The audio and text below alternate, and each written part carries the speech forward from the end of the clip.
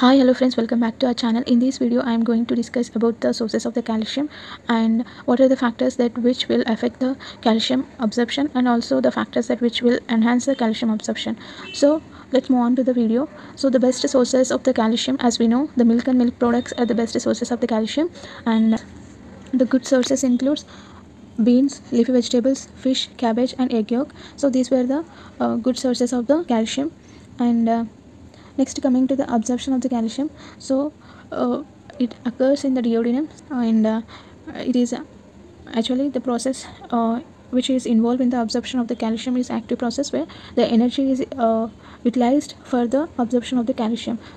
The factors promoting the calcium absorption. So the what are the factors that which are helpful or enhances the calcium absorption, or the vitamin D. First, vitamin D is the one of the factor that which will enhances the calcium absorption. How it will enhances the calcium absorption? So the vitamin D, the active form of the vitamin D is calcitriol. So these will induces a calcium binding protein. It induced that will promote the calcium absorption. So whenever it is in the free form, so then it will be easily get absorbed compared to the having bonding with the other protein. So plays vital role in the calcium absorption. So it will enhances the calcium absorption. Okay. And next, parathyroid hormone, PTH, it will enhances the calcium absorption through the increased synthesis of calcitriol. So the calcitriol is the active form of the vitamin D. So the parathyroid hormone will enhances the calcium absorption by increasing the synthesis of calcitriol. This calcitriol will induces a calcium binding protein, and that will promotes the calcium absorption. So these were interlinked. Okay. So the parathyroid, and higher the levels of the parathyroid hormone, higher will be the secretions of the calcitriol, and these will increases the induced form of the calcium binding protein, and which will promote the calcium absorption. Okay. And next, acidity is more favorable for the calcium absorption. Why? Because higher the acidity, these will increases the solubility of the calcium, and this will lead to the interaction of the dietary compounds. So whenever the solubility of the calcium increases, then it will interact with the dietary compounds, so then it will easily get absorbed. Okay. And lactose promotes the calcium uptake by the intestinal cells. So lactose is a milk sugar, so it will promote the calcium uptake by the intestinal cells. So how it will promotes the calcium uptake by the intestinal cells? Actually, this lactose is a milk sugar. This will even it's in unhydrolyzed form or in hydrolyzed form. So these unhydrolyzed and hydrolyzed form of the lactose will act as a prebiotic. So it will maintaining the gut flora health, so which will increases the calcium absorption.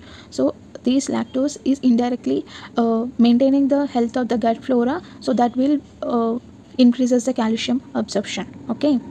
And next, move on to the factor that promote the calcium absorption is lysine and arginine. These are the amino acids that which will increase facilitate the calcium absorption. Next, move on to the factors that which will inhibit the calcium absorption. So phytates and oxalates. So these phytates and oxalates are the insoluble salts. So we can say these are the anti-nutritional factors. So these phytates and oxalates are the insoluble salts that which will be interfere with the calcium absorptions. Next, high content of the dietary phosphate. Whenever phosphate level is rich in our diet, then it leads to the formation of the insoluble calcium phosphate. So whenever your food is having higher amount of the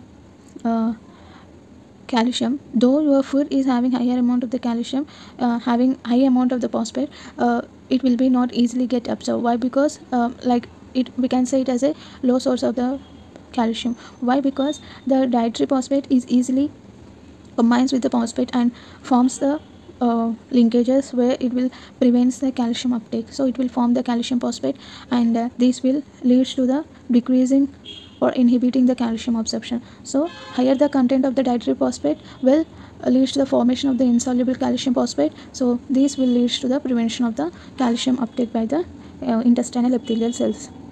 Okay. The dietary ratio of the calcium and phosphorus is between 1:2 and 2:1. it is ideal for the optimum calcium absorption by the intestinal cells. Okay, more of the free fatty acid plus calcium, it will forms the insoluble calcium soaps and high of the dietary fiber. So these were the factors that will be inhibiting the calcium absorption. Plasma calcium. So most of our blood calcium is present in the plasma.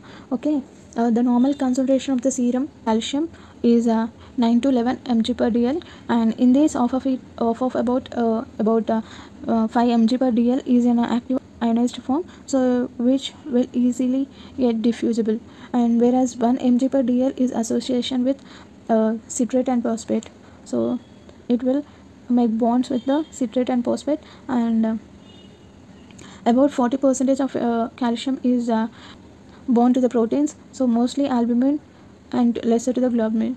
So most of the about 4 to 5 mg per dl bond to the proteins, and in that it will bind mostly to the albumin and lesser to the globulin.